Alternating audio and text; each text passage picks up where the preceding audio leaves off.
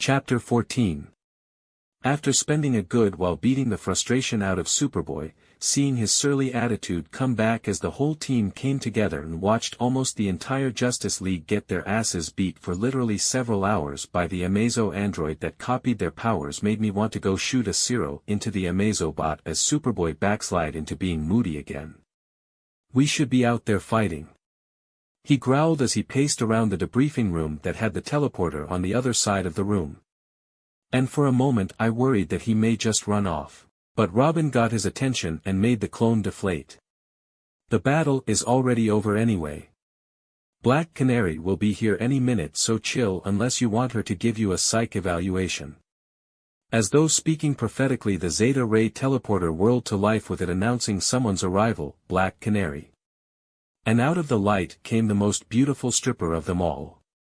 No, seriously, Black Canary, one of the pillars of heroes and an inspiration to women across the world, was wearing a short leather jacket that covered some of her cleavage and short shorts with fishnet stockings covering her legs. Disregarding Kid Flash drooling like an English bulldog. "May we help you, Black Canary?" I said, rolling my eyes as Kid Flash instantly, the moment the superheroine came through the teleporter, made some flirty comments. "Yes, Lord, was it?" she asked, and I nodded. "I have come here to make sure you guys have been keeping up your training, and with how Batman and Red Tornado are busy cleaning up the scene of the battle with that Amazo machine, I will be the one giving you a mission tonight." Once we reached the training room, we all stood on one side of the ring while Black Canary stood on the other side. I wouldn't mind her training me all day long. Kid Flash drooled as his eyes wouldn't leave the stocking-covered legs of Canary, which granted those were plainly the best sculpted legs I had seen in real life, matched only by Wonder Woman's slightly more muscular ones. But I knew that you are only supposed to glance at a woman, not I fuck her with all the subtlety of a jackhammer breaking through a road. "You want to go first, kid?" Black Canary said as she folded her arms under her chest, pushing her breasts up, but I could tell she was only using the motion to distract the teenager, especially with the way she put emphasis on calling Wally, kid. "Oh, hell yeah. So, what's the goal? General sparring, ring out or surrender?" Wally asked, and I could see the rabbit hormones boosted by his powers making his head go into the gutter as Black Canary put her body on all but display as she stretched on her side of the ring. Let's go with whoever says uncle," she said sultrily, and I couldn't help but facepalm as Canary's little mind game made Flash automatically think about pining her to the ground and making her call uncle, and in the split second it took for Kid Flash to dash forward with super speed, Black Canary with one swift motion swept her feet across the ground as she dropped down into a split, and her leg sweep knocked Kid Flash, sent him flying as his super speed kept his momentum when he lost connection to the ground. "I guess speedsters have a bit of super durability," I joked, seeing Kid Flash literally skid face first across the mat for a dozen meters, and when he dizzily stood back up, he didn't have anything worse than a bruise on him. Then everyone had a go against Black Canary, and even as I warned Superboy about her likely going for dirty tactics to get past his durability and strength, he still bullheadedly rushed her down and was rewarded with Canary literally kicking her high heel spike into his throat, which made the super durable Kryptonian collapse to the ground, choking like a bitch as Canary stepped over his form towards me. "Did you learn anything, or were you just staring at me?" she asked sarcastically as she tucked a strand of hair behind her ears. "Don't worry, I learned plenty," I said coolly as Calder and Wally helped Superboy off the mat and onto one of the benches to watch my own ass kicking. "Well, come on then, kid," she said, opening her arms as to welcome me for a hug, and I obliged, but just as I came out of my sonito a few feet away from me and the flat of her palm was poised to jam into my nose, I made sure my sonito wasn't close enough for her to guess my position of entry, and then even as she pulled her arm back to adjust herself, I sighed as I unfurled my spiritual pressure and she smashed into the ground along with everyone else in the ground. The air was screeching from my spiritual pressure, ebbing and retracting from my body like a flame would dance in the wind. "Stand up.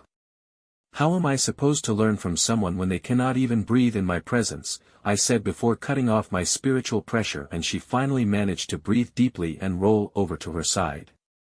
Thankfully my teammates had some experience with me using such a thing, and if anything, just being around me for a couple weeks had made them much more resistant to it, as even Robin, who had the weakest soul when I came here, was still able to stand up when I fully unleashed my spiritual pressure. Well, I died in that fight.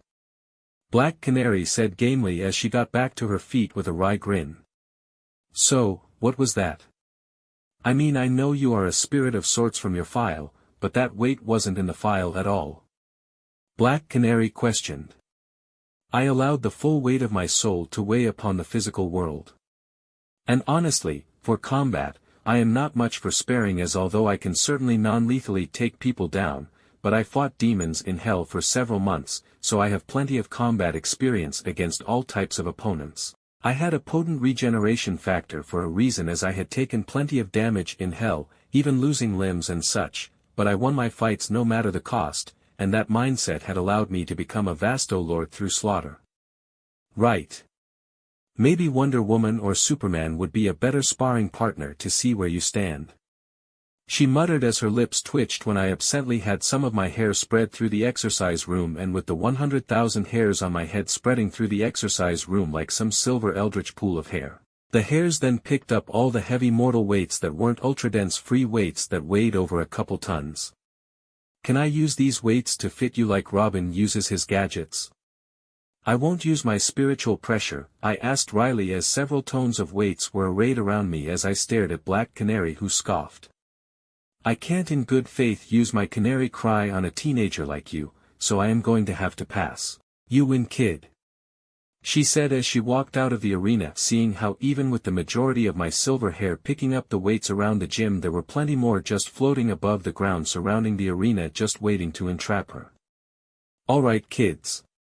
Anyway, besides this little monster here, you all need more training when it comes to tactically fighting, as most of you just bull-rushed into the fight, or in Robin's case you don't have anything substantial other than your tricks. So, I suggest you pick up a weapon that can complement your martial arts, as you are still young and need time to grow.